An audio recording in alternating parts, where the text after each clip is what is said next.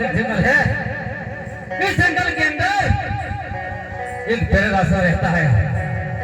और कब आगे बार कब पीछे किसी मनुष्य पशु पक्षी को जिंदा नहीं छोड़ता।